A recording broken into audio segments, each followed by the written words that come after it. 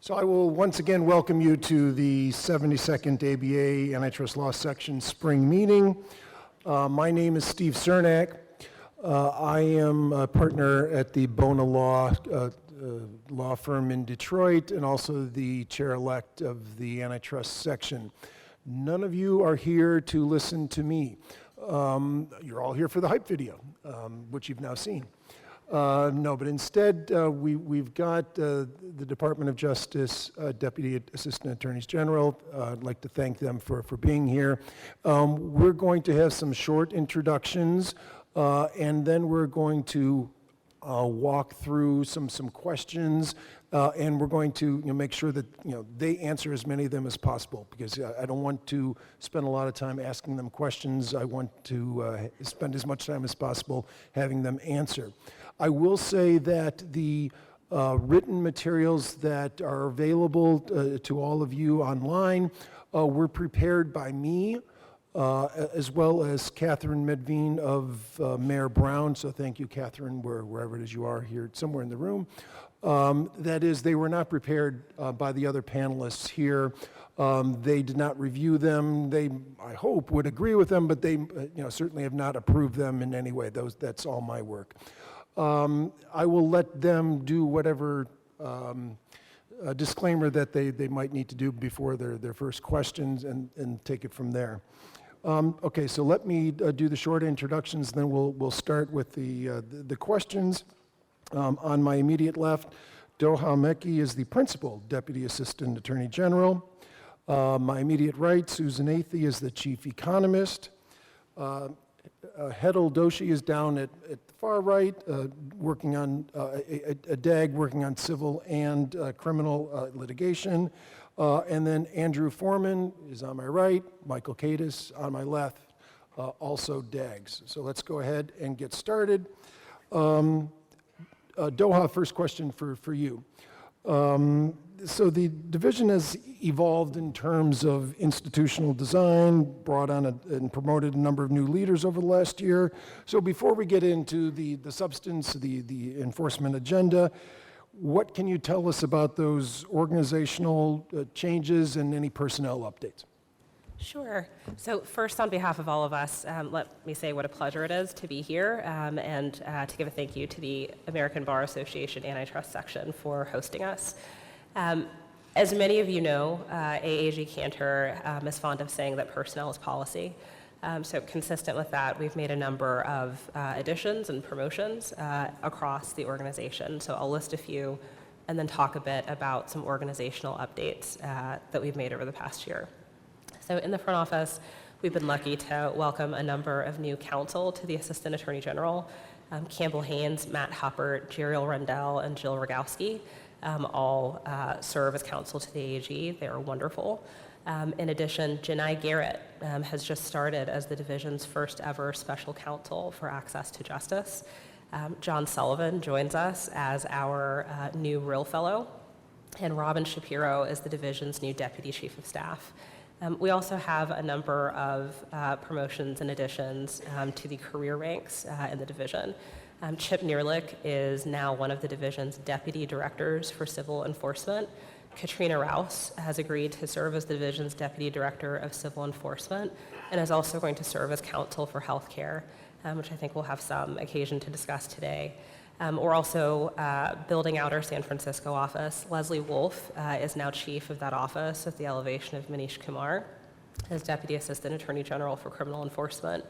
She has two phenomenal assistant chiefs, Chris Carlberg and Andrew Mast. In the newly combined Washington Criminal Section, Ryan Tanzi serves as chief, with Carolyn Olson and Sarah Klingen serving as his assistant chiefs.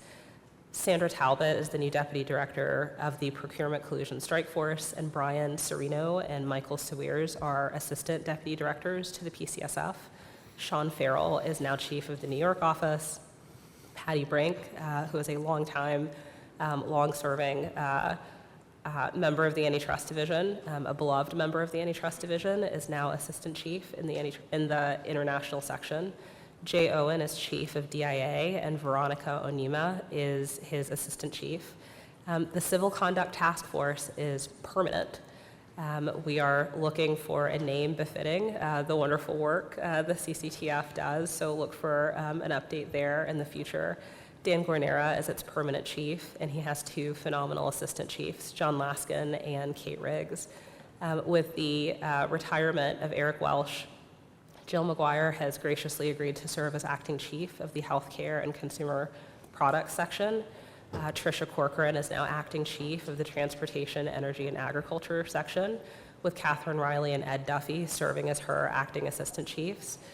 Peggy Loudermilk and Malika Krishna are now acting assistant chiefs in the Expert Analysis Group, and Diane Owen will serve as Aditi Mehta's Deputy Director of Economics.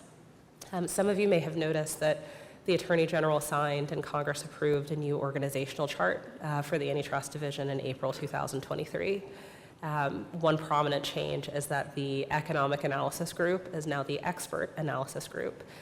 Some of you know it is about 50 years old. It celebrated a birthday in September, and it was established under AAG Tom Kuiper as the Economic Policy Office before ultimately being renamed the Economic Analysis Group. With the arrival of Dr. Sudhanathan and a recognition that we really need to bring in more expertise and additional kinds of expertise, we've renamed it the Expert Analysis Group. And under Susan's direction, we've created two new units in the Expert Analysis Group, one called the Technology Policy Unit, as well as the Investigative Data and Analysis Unit. And we've recruited several members for that data team, and we are actively recruiting chiefs. And the idea there is to build out our expertise and hire in more data scientists, technologists, and others who can help understand our work, particularly in digital markets, but of course, all markets have some tech flavor these days, and so I expect that they will be deployed across the Antitrust Division's work. Second, the San Francisco office is being built out. Many of you know that that office has long done both civil and criminal work, but we've invested in building out its civil capacity.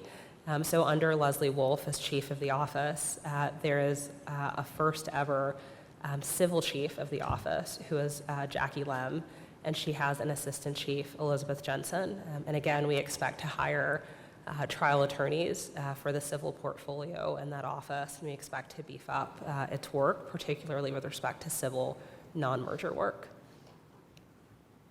Great, thank you. All right, so let's get into the substance, and we'll start with criminal. So Hedl, last summer the division announced a historic resolution in the generic pharmaceutical space. Can you talk a little bit more about that particular resolution? But then also, should we be anticipating more divestitures in criminal resolutions going forward? Thanks so much for the question, Steve, and it's nice to see all of you, and thank you to the ABA for having us here today. I am going to take this question and speak on behalf of myself and Manish Kumar, who's outside somewhere fighting crime in the streets, so your clients and everyone should be careful.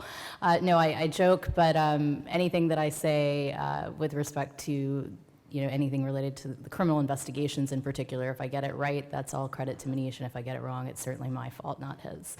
And so let's talk about Teva Glenmark. This was an extraordinary highlight of 2023 for the division and for the criminal program in particular. And before I dive into some of the specifics, I think that this example is one that really shows the power of creative thinking to meet the moment in terms of addressing the complexity and multidisciplinary nature of how criminal conduct can present itself in the market. And so as many of you know, the division entered into two separate deferred prosecution agreements with Teva and Glenmark, two pharmaceutical providers. There were multiple, as you might expect, multiple components to the two deferred prosecution agreements, but two notable components stand out. First is the amount of the fine. There's a $225 million fine in connection with price-fixing conduct. But second, and this is what I mean when I reference creative solutions to meet the moment. For the first time ever, the deferred prosecution agreement and the agreement with these companies required, and indeed the division insisted on and the companies agreed to, divest drug lines that were directly implicated by the illegal conduct at issue. And so in this circumstance, it was a widely popular cholesterol medication that was at the heart of the price-fixing conspiracy, as we alleged. And you know, the thing about something like that is that I think that this is the first time that a divestiture has been part of this sort of criminal resolution, and it reflects the fact that in addition to seeking punishment, which of course the fine speaks to, the division is committed to making sure that corporate wrongdoers in particular don't benefit from their crime separate and apart from, you know, the cost of doing business, which perhaps could be the fine, right? And so the way that this particular agreement was structured made it such that in addition to paying that fine, there was a business impact in terms of having to divest the drug lines that were implicated. I think that the other thing that stands out in particular about this, not this first of its kind resolution, and really speaking to the question that you're asking, Steve, is about like what's ahead, is that, you know, the traditional arguments about the specter of debarment or the prospect of other collateral consequences have and will continue to be important, and we take very seriously our obligations to understand, investigate, and reflect back to you when you make those, you raise those suggestions about what collateral consequences will be. But I think that what you are seeing from this example is that simply waving, you know, the flag of collateral consequences without diving in and providing additional indication with more in terms of debarment or other such consequences won't be enough. And so, you know, the big thing to take away from this experience is, you know, I'm not here to suggest that debarment is part of every corporate resolution or anything like that necessarily. I think that where I began this answer, I think the through line here is that you should be looking to the division and our talented public servants in the criminal program to be identifying ways that actually speak in a bespoke manner to the conduct at issue. And whether that's divestiture or something else, you know, you should be prepared to have those conversations. Great. So let's stick with criminal for a while, and you know, with the understanding that Manish is not here, can you talk a little bit more about what you think are the biggest opportunities or biggest challenges in the criminal enforcement area in this coming year? Yeah, I think that as a starting place, challenges are found in many different ways. It's our modern economy, the way that our modern economy has changed and continues to change, but all of those challenges really for public servants and for the government are opportunities to meet the moment. And I think you're going to hear a lot of that from all of us here today is how do we adapt and continue to refine our approach to make sure that we're addressing the world as we find it and observing and enforcing the laws. And so to that end, you know, it's a really busy time with respect to our criminal program. There are 160 active grand jury investigations. We have 6 ongoing criminal prosecutions where 24 individuals are under indictment, and that includes 4 defendants at the CEO or president level, and there are also 3 corporate defendants that are in the mix with respect to these 6 criminal prosecutions. And so those numbers should tell a story of a busy program that, you know, much like the Teva Glenmark resolution that I've just been talking about, is trying to figure out how we assess conduct in the modern economy as we find it and how we present those cases to juries and how we present those cases to courts, and making sure that the complexity of our modern economy doesn't swallow the fundamental principles that animate antitrust enforcement. And so, you know, there are a couple of examples of things that we're doing with respect to this particular moment that you may be taking note of. First is, as discussed on prior such stages, criminal Section 2 enforcement. I think everyone in this room is aware of prior guilty plea with respect to criminal Section 2 enforcement, in addition to the fact that we have an active litigation that I will not otherwise comment on beyond noting the fact that in U.S. v. Martinez, there is a criminal Section 2 charge pending down in the Southern District of Texas. In addition to that, you know, so that's some of our external facing work, but when we think about how we're meeting this moment internally in our criminal program, the program has been, again, extraordinarily busy in taking stock and continuing to refine the excellent work that they've always done. So examples of that include making sure that we have in-house investigators to assess and facilitate ongoing leads in criminal conduct so that resources and timing of resources external to the division aren't a gating factor to making sure that we can meet our obligations.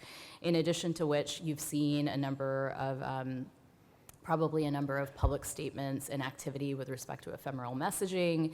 You've also seen that we're doing things earlier in investigations, continuing to do things earlier in investigations to parallel criminal conduct, criminal intent, shoring up evidence, earlier investigations to the documents don't exist necessarily on their own, although they are legally sufficient, of course, but that there are additional investigatory planks that our teams are pursuing. We also, as you may have recently observed, have used T3s, or excuse me, I should say Title III wiretaps as part of our investigations to, again, continue to broaden the scope of how we identify and pursue leads, and also make sure that when we go from lead to criminal prosecution, that we have done all of the work that we can to make sure that we've uncovered every stone and done so in an efficient way for the American people. Finally, I think that something that probably should stand out to this group with respect to criminal enforcement and the path ahead with respect to this criminal program is that we've placed a priority and are doing a lot of different things with respect to obstruction. And so I've mentioned ephemeral messaging and the joint statement related to the criminal process with respect to the FTC. And the thing that you should take away from that is, of course, that criminal process and the updates with respect to ephemeral messaging are designed to put people on notice, but it also evinces a priority that we view our investigations and the obligations inherent in those investigations as sacrosanct. And so that means if individuals that receive process mess with that process, right, undermine that process, then we have something to say about that, and we'll use the tools in our toolkit to do something about that. Reciprocally, that also then applies, we think, to witness intimidation or obstruction of evidence that's external to the company or to the target, right, with respect to other potential witnesses. And I think you've seen evidence of that, for example, down in US v. Shelton with respect to a defendant who had received a probationary sentence, but we believed was obstructing justice, and so we brought that to the court's attention and got relief there. And so, I think the through line to all of that is that there is more to see in this space, certainly with respect to using new tools and old tools in new ways, but, the work still remains the same. And so, you should continue to see an active criminal litigation docket. Great, thanks.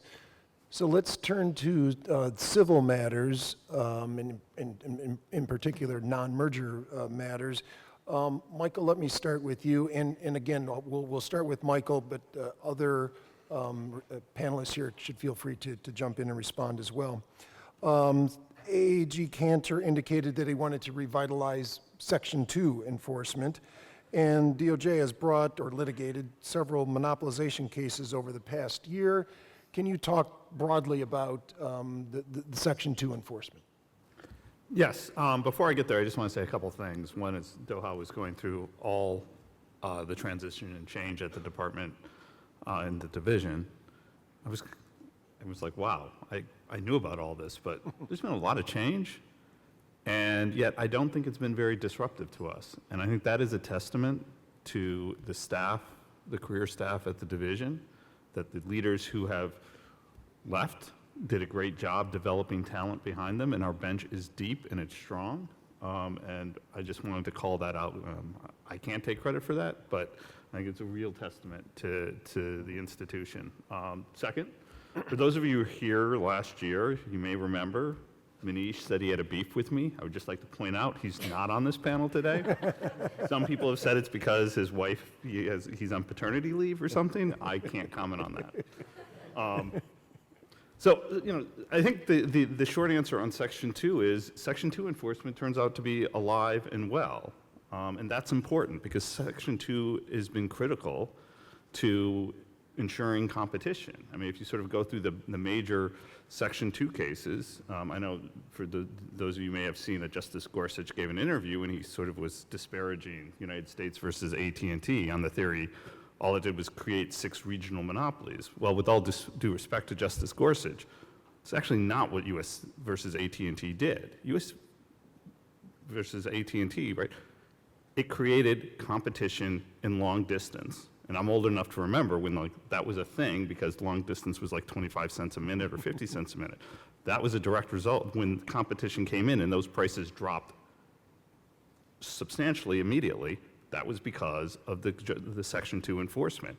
What some people don't know is that, again, people far smarter than me who litigated and negotiated that settlement figured out that one of the key things they needed AT&T to agree to was to enshrine a rule of interoperability. Right, so in that consent, it said that on mobile phones, 1984, that consent said mobile phones have to interoperate with each other. And that's why, and that's why we went through, we have competition for cell phone services, and, and that really affected everything in this economy. And that's a huge, a substantial accomplishment. I think the United States Microsoft, I mean, we could probably have a whole panel in day of talking about how well that consent worked. But I think it's hard not to say, it's pretty obvious that it had a tremendous impact in allowing disruptive companies like, at the time, Google and others to develop different alternatives, and so that the operating system itself became less important to to the entire ecosystem. So that's right. So that's the history of Section 2. If we fast forward just a little bit, one of the nice things about the Department of Justice, we have this division of operations that provides descriptive statistics. So you can actually see what activity has occurred. And based on those statistics, this Google search case was the first Section 2 case brought in this century. Now we have 3 pending in litigation. And I think all 3 very much, I think things to remember, 1, these are all investigations that they started under the previous administration. I'm not going to talk about the merits, obviously, but I think they very much reflect the same themes that have driven traditional Section 2 enforcement about making sure markets aren't choked off.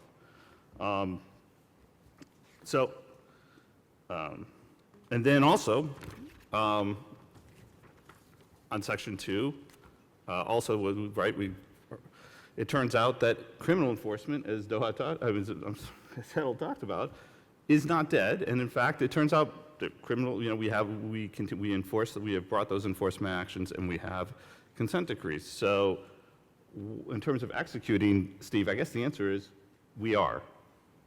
Perfect, thank you.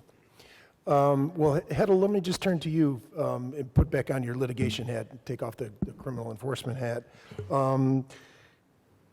So you've got, fewer prior examples of monopolization litigation to work under. How does that affect how you challenge monopolies?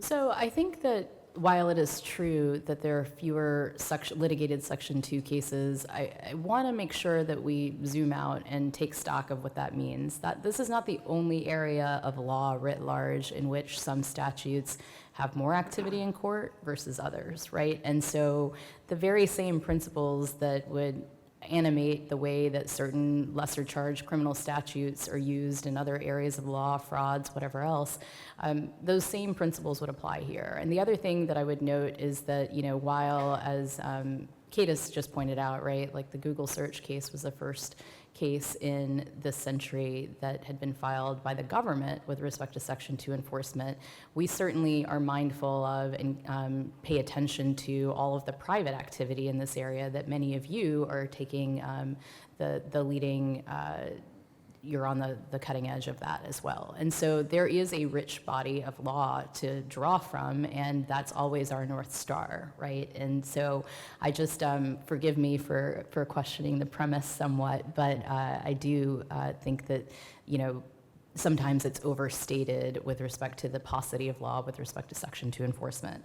The other thing that I think that, when I talk about the principles that should always animate the way we think about enforcement as government enforcers, that I always come back to is trying to figure out, over the arc of history, like when Congress has spoken in this area being just antitrust enforcement generally, but also specifically with respect to Section 2, what has Congress said and what have courts reflected back? And, what I draw from that is that when Congress has spoken historically, by and large, that's to continue to enshrine and vault competition as our guiding North Star in terms of how we think about different questions of the structure of our economy. And so that continues to be the way that we think about Section 2 cases, which is how does competition present itself? You know, what values and harms are implicated by the particular issue, the particular industry or company or conduct at issue, and we go from there. So unfortunately, there isn't some silver bullet in terms of how we think about Section 2 enforcement beyond fidelity to the law, which is and always will be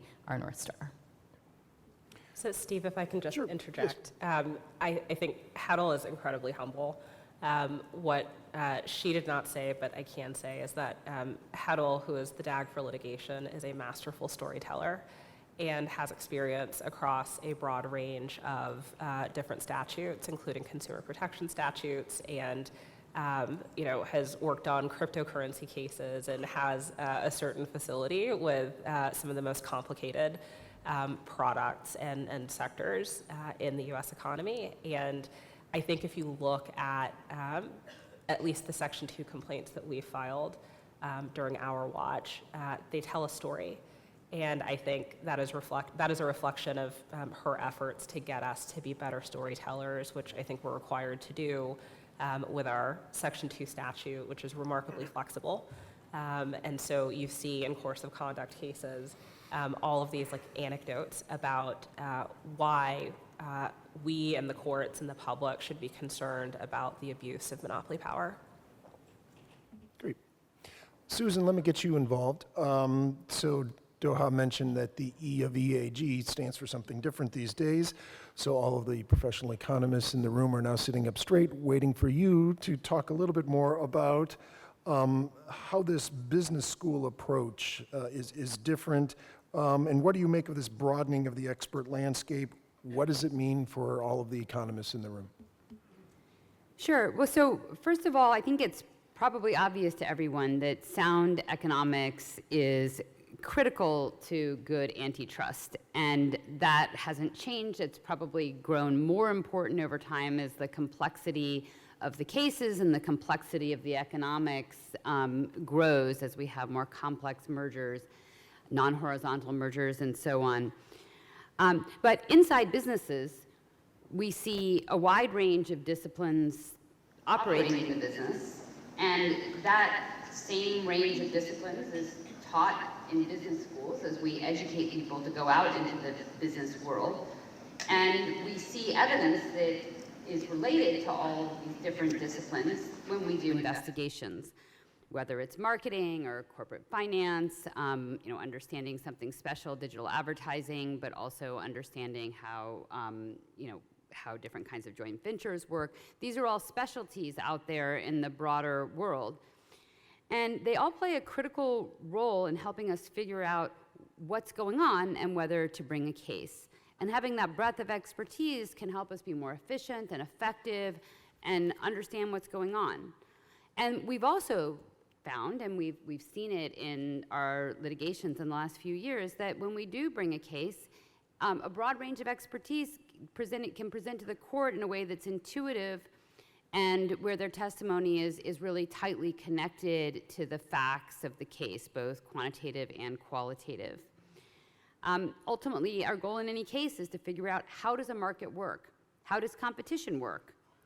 So anyone who has the right expertise to help us do that is valuable. And when we go to court, of course, we're going to use traditional IO economists, and that's, going to be the mainstay, the most common type of expert. But it also could be a behavioral economist or an expert in consumer behavior, or a scientist or an engineer who can explain how innovation works in the industry. Now, something I'm very proud of, and I spent a lot of personal time working on that Doha mentioned, was the development of these 2 new units within the expert analysis group. So as we expanded our disciplines, we built a data science team. These people don't necessarily have an economics background, and they have a unique discipline and with a lot of pride in that discipline. But I felt it was very important that be inside of EAG, working closely in very tight peer relationships with economists, because the data science and the economic and empirical analysis goes together hand in hand. So we've already brought on in the last year several people, and they're having great synergies with our economists. The data scientists can teach new tools to the economists. They're more up to date with the latest analytical tools. They've helped us expand the types of software tools that we can use and the infrastructure that we have, and they push for it, and they're the frontier users. And we've also found that they can really help us understand the facts of the case, because we're investigating companies that are using modern data science tools or algorithms, and they're expert in them. So it's really been a great two-way street in terms of the collaboration and learning from one another, and I think it's made our team stronger. Also allowing our economists to specialize more in their comparative advantage and allow people who are more specialized in earlier parts of the data engineering pipeline to work on that. So it's been going great so far, and as Doha said, we're hiring both technology policy and in data in the data unit. Great. All right, so Andy, let's talk Section 8 enforcement. Every couple of years or so, we get a Section 8 case, and those of us who have been advising on Section 8 for decades are really excited. Suddenly our skills are marketable again, so thanks very much, appreciate that. You've just announced another resignation in response to a DOJ investigation. How have you built up Section 8 enforcement, and what kind of tools do you use to identify potential interlocks? Yep, great question. Let me start off by saying a few preliminaries. First of all, thank you, Steve, for moderating the panel. Manish wanted me to tell you that it's always difficult to moderate a panel that Cadis is on, so we've... I do have his card here. Michael, if you'd like to debate the tent card, we can do that. I also want to say it's an incredible honor to, as my microphone goes up and down, to work every day with all the folks that I share the stage here with. They are remarkable people and public servants, and so fortunate to call them colleagues and friends. And of course, I think I speak for all of us, as Cadis mentioned. The heartbeat of the Antitrust Division are the staff, lawyers, economists, and administrative staff who make everything go, and any successes that the division has is because of them. So we're enormously grateful for their work every day to safeguard competition. Finally, I want to thank all of you for all of the constructive feedback that you provided this year, whether that feedback was supportive, neutral, or critical. It's been a year of remarkable participation in the antitrust dialogue, and I think I speak for all of us that our documents, our decision-making, and our thinking are better because of that you all participated in a constructive way in the process. Even if we didn't agree with everything you said or even liked it, it made us better, and we appreciate that. So on to Section 8. We're very proud of our staff for their efforts to enforce Section 8. As many of you know, and Steve, you sort of alluded to, Section 8's been on the books for over 100 years. Makes interlocking directorates between competitors per se illegal, subject to a few exceptions. And by making it per se illegal, Congress obviously recognized the important competitive harms that can emanate from that situation, whether it be further concentrating power, facilitating coordination, and other types of things. And Steve, I've gotten the same sort of comment from people in the bar throughout the last couple of years, which is I've never advised so much on Section 8 in my life. And I think that's a testament to, our Assistant Attorney General, who, I think before he came in, I think it's fair to say that enforcement of Section 8 was more ad hoc. And I think one of his priorities was to come in and make it a systematic part of our enforcement initiative because, and enforce the law as Congress intended. And so in order to do that, though, we realized we had to be proactive. And so what does that mean? We developed a strategy to use publicly available information in addition to the other ways that we have to collect information to try to identify potential interlocks. And then we developed some some creative, investigative, and other strategies to try to deal with them. And I think our proactive approach has been probably the biggest component to our success in the area. To date, as folks probably know, I think this was alluded to in the announcement that you said, Steve, our enforcement efforts have unwound or prevented interlocks involving at least 24 companies. And our hope and expectation is that the connective tissue on Section 8 that we've built within the division is going to be resilient. We're just keeping chairs warm up here, and so we hope that that will continue. I can say each civil enforcement section has active Section 8 investigations now, and again, our hope and expectation is that's going to continue. The final thing that I would say is, in addition to just overall enforcement on Section 8, Section 8 can be a very important statute in industries attracting a lot of investment and that may be prone to tipping and exclusionary conduct.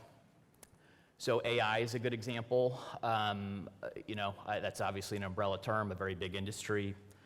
And as folks know, we have our eye on competition issues involving AI more broadly, whether that be in the technology stack, data, algorithmic collusion considerations, and the like.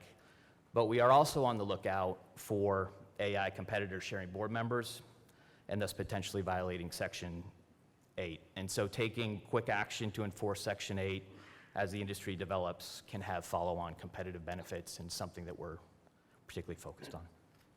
Great, thanks. Okay, let's turn to merger enforcement. Hedda, let me start with you.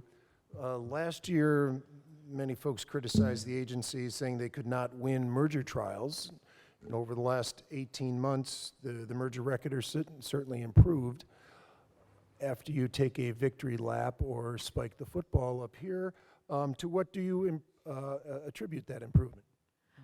Well, so to be clear, the people that are entitled to the victory lap or spiking footballs are the incredible litigation teams that, I had intended to start this question by saying there's a lot said about the vanishing trial, particularly the vanishing civil trial, and certainly that, in the arc of my career, I've seen that.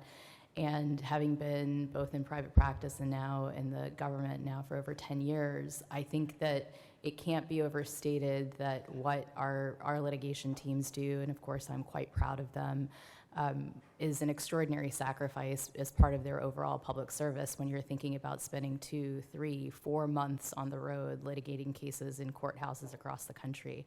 And that's true, both on our civil and criminal sides of the house. And so reasonable minds can disagree about the merits of a case, about maybe even the applicable precedent that apply to the issues in a case, but I don't think that reasonable minds can or should disagree that certainly with respect to the public servants that are out there in these courtrooms every day on behalf of the Antitrust Division, that they are advocating for the American people in the most full-throated way possible and making enormous sacrifices in order to do so.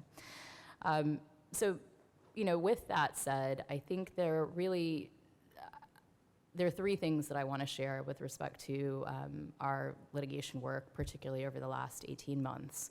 The first is that, and this will not surprise you to hear this from someone who's been with the department as a career prosecutor for a long time, which is we take our cases as we find them, and we are guided by the facts and laws as we understand them, as we comb through the records in order to build the best cases possible. Sometimes that can result in an adverse outcome. Sometimes that can result in a favorable outcome for us. But I will tell you that certainly with respect to the litigation program in the division, we learn the same amount, if not more so, from cases where we didn't necessarily persuade our fact finders as much as we have the cases where we did. And so that really creates a rich body of learnings for us in terms of continuing to refine our message and refine the way that we articulate what our view of the law is. The second thing is, I think what you can probably powerfully see in the last 18 months with respect to our litigation work is that while our modern society changes and evolves, technologies become more sophisticated, industries become more complex and intertwined, you know, the old expression amongst criminal prosecutors is, right, there, and I think I've said this before on this stage, is there's nothing new under the sun. And so we continue to come back, and you will see in our advocacy a return to home base, which is, you know, as I've often referred to it, as the prism of harm. And so prisms, as we all know from our 7th grade science classes, right, can reflect and refract in a variety of different ways. And so in some cases, certain harm stories are appropriate, and in other cases, different harm stories are appropriate. But I think the through line is that you will see us focusing on that. And then the third piece, which is related to that second, which is despite the evolution of society, you know, that our obligations remain the same, is that I think that our work as enforcers and our work in the courtroom is best when people are at the center of our story. And so you will continue to see that play its way out in courtrooms across America where our fine and talented folks in the Antitrust Division are litigating those cases. Great. So Susan, let's yeah, jump in, a little Andy. bit. Yep. So, a couple things. First of all, I think we all agree that the litigation success is on the, our staff, legal, economic, everybody on the team. Those are the people who are responsible for it. Hedl, however, is too humble, and her strategic vision for augmenting the litigation capabilities of the Department of Justice, her litigation skills themselves are incredible. And frankly, she has a massive role in all of the successes, and not just what we're seeing, but also the vision to ensure that the augmenting the litigation capabilities of the division, again, survives us. And so, just that needs to be said. The second thing I want to say is, last year, as you alluded to, Steve, that it's kind of there was this narrative that we can't win. We haven't heard that as much recently for obvious reasons. But in addition to the litigation wins, the deterrent effect of those wins and going to court, I think, is at least partially responsible for a lot of the merger abandonments we're seeing too. And so there are several of those, some of them very high profile, some of them not as high profile. And so there's more than just the litigation wins in court to how this has positively impacted stopping deals that we think would harm competition. The third thing that I guess I would say is even in the losses that we had last year, sugar, change, booze, all of those are in the public lexicon now. We thought they were righteous cases to litigate. But let's just say some of the recent events have even reinforced the view that those were righteous cases as ones we should have pursued. Great. I'm sorry, Mike, you want to jump in? Yes, because I'm trying to make your life difficult, since Andy said that's what I do on panels. No, I just wanted to add a couple things. One, I've always found this sort of discussion about win-loss record sort of uninteresting. I mean, the denominator here is low. It is low for every administration. And the right thing to think about is, are we bringing cases based on the facts and the law? Point one, and are we trying them in an effective way, and understanding that nobody goes into trial with more than a 70 or 80% chance of winning. Now, admittedly, that might be because my career I was involved in hospital mergers, 9 losses in a row, pay for delay, 3 circuit court losses. And so what I think the right way to think about what's been going on here, I do not hear the kind of criticisms of the cases we're bringing that one would have seen in the 80s, where the people just are like, the government's off their rocker, the Department of Justice is. The one government case that really came up was, Illumina Grail, which for all the people who said the FTC had no chance of winning, last time I checked, the Fifth Circuit, not the most aggressive antitrust circuit in the country, affirmed that decision. And so I think the thing to look at is both to focus on the cases we're bringing, not about the winning and loss. I mean, obviously, I would love to win every case, but also are we continuing to develop our tools to try cases better? And I think really that is true. And again, I have very little to do with that, but I think watching the way Heddle has been able to help us all think about how we take complicated terms and our own sort of inside sort of understanding and make those cases compelling to judges has had a tremendous effect on our litigation ability. All right, anybody else want to interrupt Susan before I turn to her? Susan, let's talk about the horizontal merger guidelines. So finalized in December after robust engagement with people in the room and elsewhere before and after they were sent out. What do you view as the biggest improvements to the guidelines? And what kind of continuity do you see between the new guidelines and the 2010 guidelines they replaced? Sure.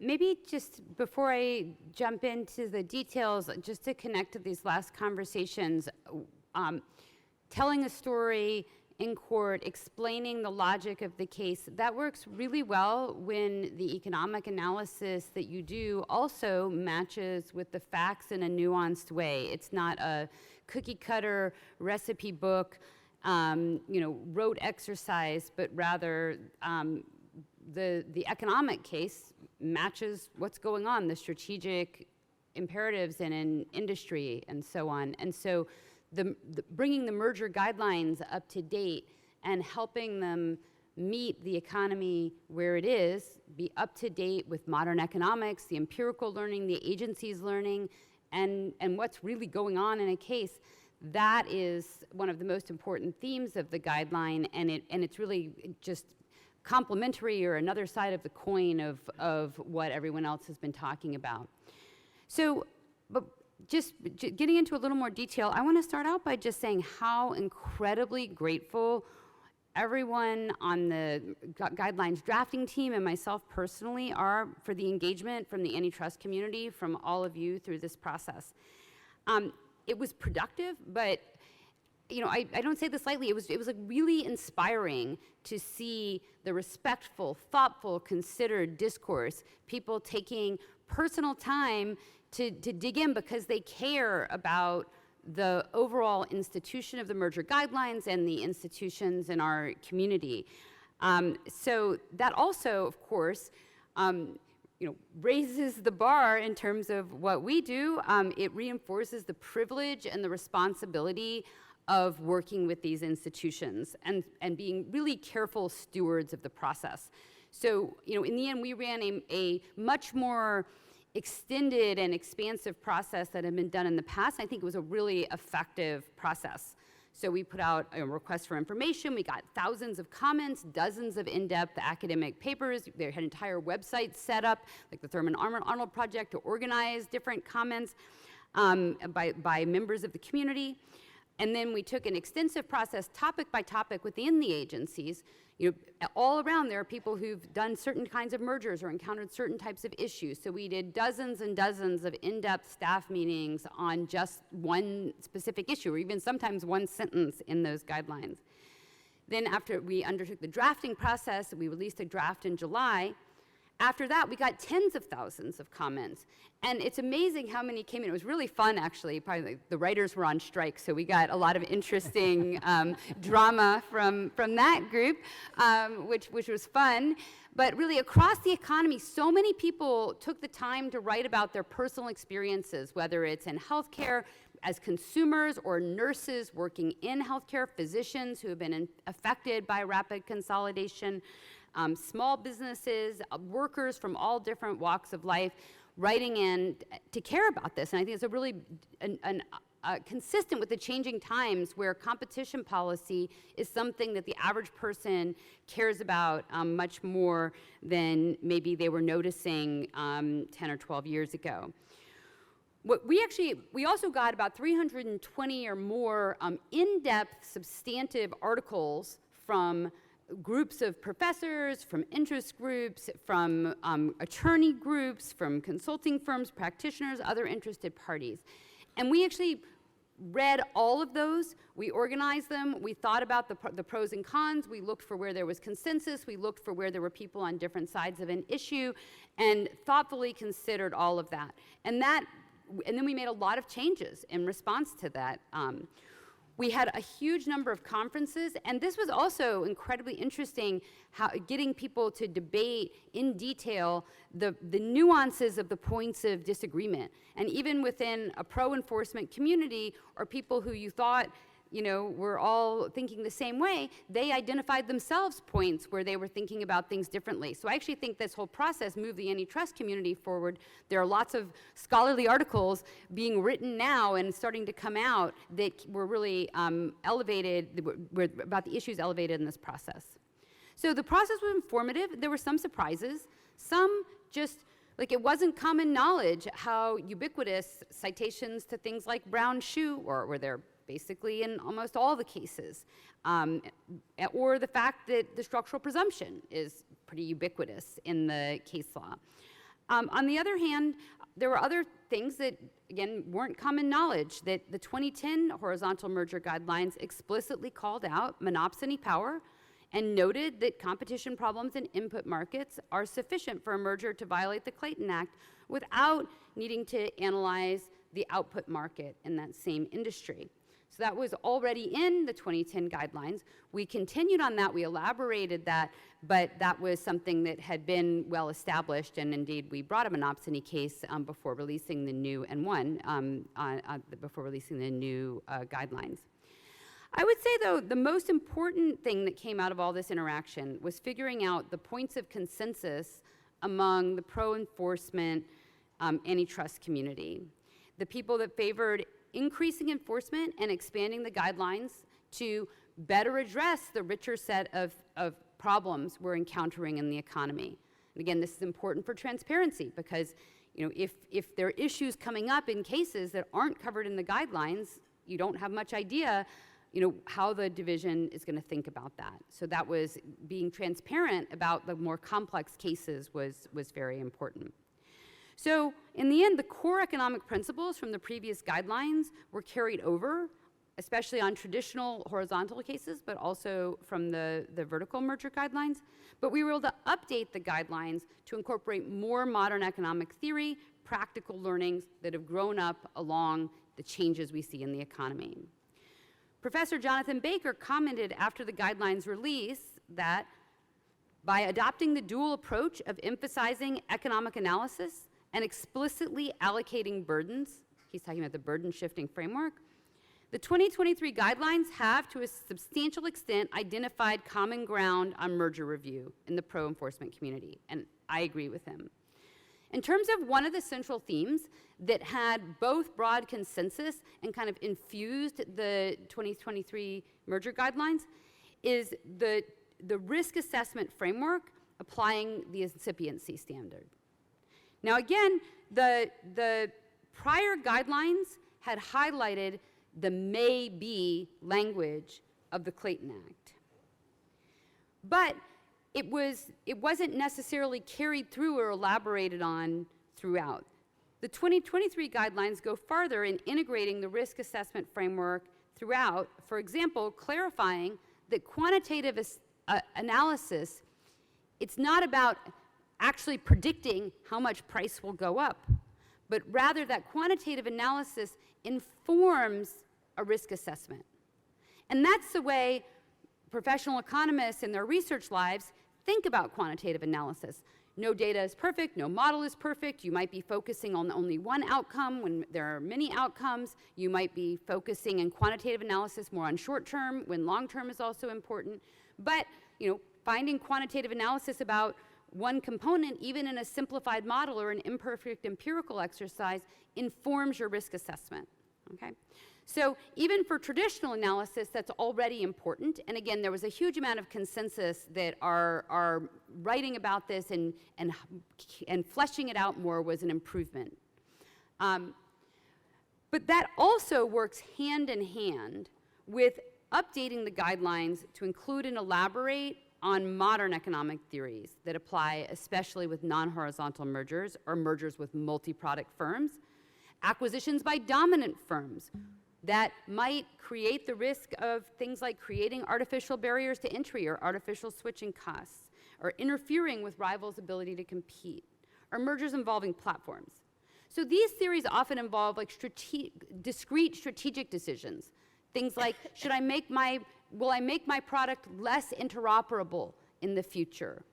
Or will I do something that interferes with the customers, with their rivals' ability to acquire customers?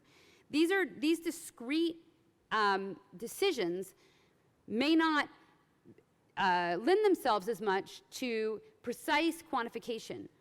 We don't know which firms would be deterred from entering by the change in the barriers to entry or the reduction in interoperability. It's hard to quantify all the welfare that would have created. A lot of these things are dynamic, and they might even involve short-term costs for a firm, and there'll be mathematics that could show that if you're producing complements, that there's some reasons there's internalization of externalities, that producers of complements will produce more of them in the short term. But that might leave aside that the really big strategic issue and where all the money is for the firm is preserving dominance, and they might take dynamic decisions to preserve that dominance as a result of an acquisition of a related product, even a complement. So those incentives can be rigorously analyzed. In response to comments, we provided a lot of clarification in the final guidelines about how building on existing, say, Section 2 theory and existing antitrust scholarship about anti-competitive entrenchment and exclusionary conduct. And ultimately, the guidelines are able to flesh out how we think about those cases. It's not like we weren't thinking about those things before, but now there's a framework. If you're bringing a platform case, you can see the framework that will be used in those investigations. So that was really complementary with this incipiency standard and risk assessment approach, thinking about whether there's a reasonable probability of harm. Those are really important tools if you're thinking about this more complex dynamic economic theories that are, of course, a mainstay of modern IO economic theory, but had not been fully reflected in recent guidelines. Great, thanks. Michael, can you talk about how, are you seeing differences in the way economists and lawyers are approaching transactions? I would think the answer is yes, but how are you, what kind of differences are you seeing in the way that folks are approaching these transactions? So I think I should ask you that question. Let me just say two things, and I'll try to keep this short. One is actually, from my perspective, I don't think I've so far seen a lot of change, in part because I think in many ways, if we look at if we were to say the guidelines, to sum up the guidelines very quickly, right? It's how does competition present itself? How does the merger change that? Is it going to be beneficial or harmful? And I have to say, that is implicitly the way all of you have been representing your clients effectively for decades. You don't just come in and say, well, there's no market here or the market share is low. The most effective presentation is, this is how this market works, this is what the merger does, this is why it isn't a problem. And really the guidelines just sort of explain all the different ways one can think about a transaction. So in that sense, I don't think there's been much change. The other thing I think is sort of interesting to watch is when the guideline comment process was occurring, there were a lot of sort of fights, some of which I think we were somewhat surprised at. And there was lots of sort of concern about the courts are not going to adopt them.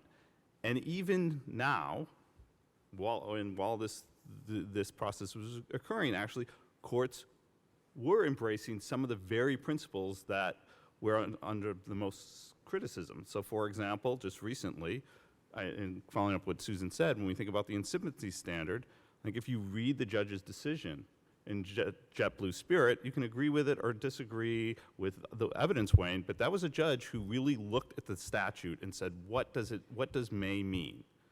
And decided that based on what the risk of harm to competition was. There were a lot of comments saying, "Oh my God, the structural presumption is absolutely a terrible thing, and you shouldn't rely on it." Then you go in the FTC, and IQVIA points out to the judge, 30% presumption. A judge looked at the other side and said, you know, that's the law, that's what I'm going to follow.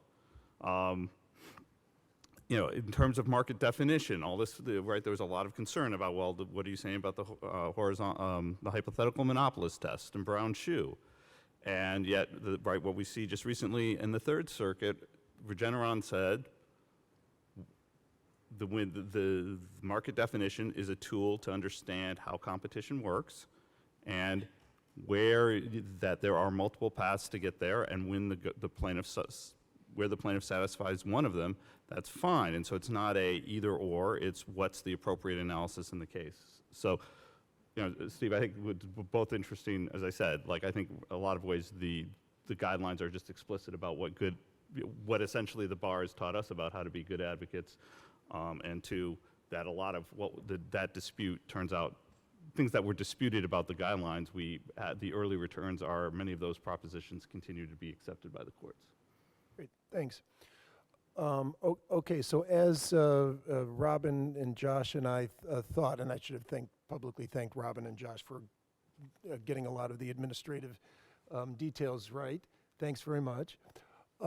We weren't quite sure we'd get through all the questions, so I'm going to ask one more question, Andy. I'm going to ask you the HSR question, and then I'm going to give everybody on the panel, starting with Cadis all the way down the line, one final opportunity to say something that you would like. Not too troublesome, Michael. And then we'll finish up. Andy, Hart-Scott-Rodino. I've heard of it. The section enjoys when the agencies make news, so I'm glad that you're about to announce that the HSR changes have been finalized. I'm looking at the reporters here in front of me. Josh, you should be paying attention when I say something like that. No, that's not true. Andy, what can you tell us about the changes in the HSR form? Where are you in the process? What kind of changes would you expect to see when you're done? Yeah, sure. And I'll be brief. First, it's probably not surprising. I'm going to start with caveats. You know, under the law, this is a project that the FTC leads with our concurrence, and there are votes that need to happen and all of that. So I certainly don't want to get out in front of that process, and those caveats are important to keep in mind. But at a high level, I will say a few things. I think we're getting pretty close for a decision. My sense is we're in the weeks as opposed to months. So where that ultimately plays out, there is, as I indicated, more process, there are votes, that kind of thing. But our hope is that we're getting close. In terms of what to expect, I would expect the final rule would have material differences as compared to the proposed rule, and require less burden than what the proposed rule had. In addition to the merger guidelines, this is an area obviously where there was a lot of engagement that was productive and helpful. The teams have looked at the comments and internalized them, and have made, just like there were many changes in the merger guidelines process, I would expect there to be many changes in the final HSR rule. The goal is obviously to strike an appropriate balance between the need to modernize the HSR filings to better achieve the core mission and avoiding undue burden. I guess the last thing I'll say is, which sometimes gets, I think, lost in the back and forth, it's always good to remind everyone why we're doing this. Anybody who's reviewed an HSR filing and anybody who's put one together knows that the current HSR form is outdated, and aspects of it are just not as helpful as they could be to the core mission of it, which is to allow us to evaluate deals in the initial waiting period and figure out if we should investigate further. On the one hand, it requires information that's not terribly useful in that initial competition review, and on the other hand, it does not require information that would be helpful for that initial review. And so, I remember many years ago now, when I was at the FTC, we'd all, it was our turn to review the filings, we'd all go right to the item 4 documents, hardly paying any attention at all to the form. to try to figure out if we should, devote more resources to that. So the goal of the revisions is to make reasonable changes to put the agencies in a better position to do their work more effectively and efficiently during the initial waiting period. For some transactions, that might mean they would get more scrutiny than they otherwise would have. And for some transactions, it might mean they get cleared more quickly than they otherwise would have. And so if the agencies can get a more complete picture of a transaction, again, from a reasonable but better set of information from the outset, we can make better decisions more quickly, one way or the other. Great. That's as much news as we can ask for. Thanks very much. Appreciate that. All right, let me start down here. Lightning round. Michael, we'll give you, as dangerous as this might be, we'll give you the microphone for a couple minutes. Go ahead. Well, Steve, until you said that was as much information, I had a whole list of cases and when we plan to file them, but I guess No, we're running out of time. We got to stay on time. Come on. So just in closing, first I just want to say it's scary for me to think that actually the end of my career is probably closer than the beginning at this point, but it does allow me to say the following, which it is absolutely humbling to work with the other people on this panel and for Jonathan. And I just want that out there. And I think going forward, I said this earlier next week, if you want to know what we're going to do, it's probably more the same and more new stuff. That there is pressure. We believe that there's a lot to be done here, and that antitrust enforcement makes a real difference. And I think we are willing to stand behind our theories and our evidence and bring those cases and let an adjudicator decide who's right. And frankly, that's the greatest situation to be in as an enforcer. Thanks. Doha? Look, this year is going to be busy for us. There are a lot of mature investigations, and we are finding ways to cram them into the calendar and try not to break the antitrust division, which is an issue that keeps me up at night. One thing we didn't have a chance to talk about today is our policy program. Yep. The antitrust division is firing on all cylinders. We've talked about civil enforcement, we've talked about criminal enforcement, but the whole of government approach to competition enforcement is candidly an unfunded mandate that we have picked up and really run with. And so we have made ourselves into the law firm for most of the executive branch, and we're enforcing statutes beyond the Sherman Act and the Clayton Act, and I think that's really interesting.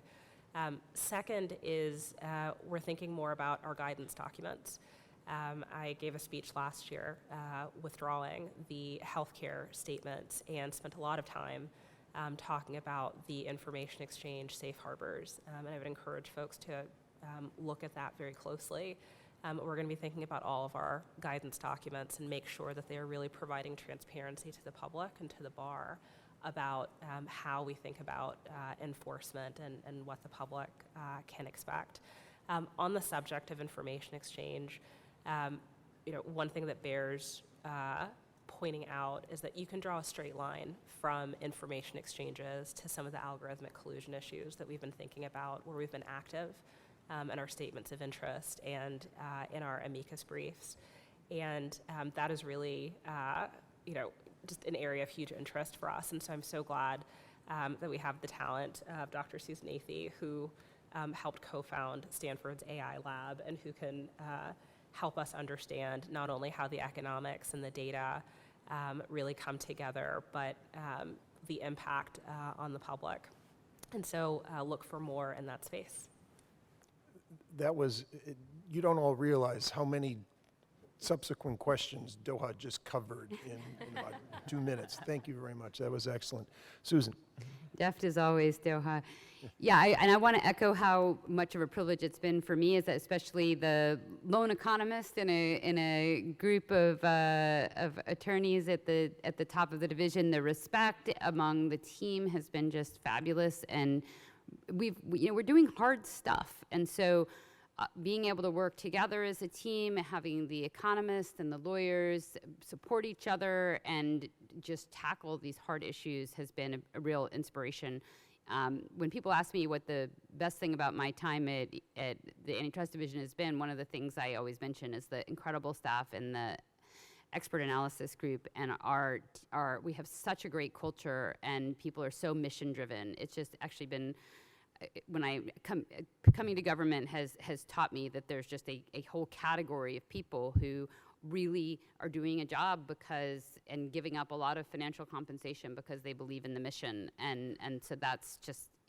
getting up every day to work with people like that's just incredible. I also wanted to reiterate something Doha said about the policy, and that's also something that economists are involved in as well, and I've been working on personally. I think this administration has really done something different, and if you ever feel like it doesn't matter, who's doing things, this idea of the whole of government approach, and the idea that there's many places government touches the economy, and we can have an influence on making sure that what the government does is pro-competitive and not anti-competitive, not creating artificial barriers to entry and so on. And I didn't understand before I came how many different ways the Antitrust Division has the opportunity to weigh in on those things, and I think that's also really been elevated in this administration, and so it's been really just that's also exciting. And also, if as you all are out there in the world, if you are seeing regulations that are interfering with competition or other types of powers that could be used to make the economy more competitive, like this, those concerns actually can have a voice, and there can be actions that are taken to fix the problems. And I think that's also been kind of a revelation, a very positive revelation for me in the time here. A lot of those things go under the radar. They don't get reported. There are small changes here and there, but it's the people in the industry that see the unintended consequences of things that are going on, and those can be fixed. Great. Andy? Yeah, I'll just conclude with a few more sort of hat tips to others. I think a lot of the things that I said about Heddle can be said about Susan and her leadership, not only on economic issues more broadly, but the merger guidelines process, as I'm sure everybody knows, was a massive undertaking, and not only the substance, but the handling the process associated with that. Susan and Dave Lawrence, who I'm hoping is here, there he is, leading that on our behalf, obviously working closely with our friends and colleagues at the Federal Trade Commission was just inspiring to watch. The second thing, and it touches on a little bit of what Doha was saying. Obviously, from an enforcement standpoint, we're bringing a lot of cases, and we're investigating a lot of things. You should all expect that to continue. What that does, though, is it puts stress on resources and our staff, as we've talked about, and they are the heartbeat of the place. There's also a group that probably doesn't get enough credit, that hopefully some of them are in the room here today, which really does a masterful job of not only contributing their substantive talents to investigations and enforcement matters, but also making sure that we have resources allocated appropriately given our investigations and our litigation. And Ryan Danks is our head of civil enforcement, who is a lawyer's lawyer. There's no finer lawyer in the country on anything, and we're just blessed that he has that role. And then his several deputies, Chip Neerlich, Mimi Vischio, Suzanne Morris, and Doha mentioned previously Katrina Rouse is the most recent addition, focusing on healthcare, which we didn't talk about much today, but you all should assume is a substantial priority for us. And so, we get to come up here and talk and talk about wins and losses and all that kind of stuff. But the people who make the division go, hopefully are on panels this week, but the credit that they don't always get the credit they deserve. So. Great. Heddle, you get the final word. Well, as the person standing between you and coffee, I'll keep this extra short, which is to say I echo and co-sign all of my colleagues' comments. But what I will share with you is that, I ran into some former colleagues last night, and we were talking a little bit about the size of antitrust groups at law firms, and the size of the antitrust division was something that I was reflecting on. And, to take a step back, it's really remarkable to think about the primacy of antitrust, not just amongst legal circles, but in the zeitgeist writ large, right, in this particular moment. And that is something that I will share with you, that this AAG, at least from my perspective, was very prescient in terms of thinking about and thinking through and trying to strategize around how we can best serve the American people and consumers. And so, in thinking about the work of the division and your work with the division, I just would flag for you, right, that the primacy of this moment with respect to antitrust means that all of us have a really important part to play in clarifying and sharpening and refining the state of the world as it exists with respect to the law. So we appreciate your efforts and really appreciate the respect and grace that you give to us, particularly our staff, who are doing extraordinary work on this front. Thanks so much for being here. It was nice to see all of you. All right, thanks very much to all our panelists and Manish and Ipsedja.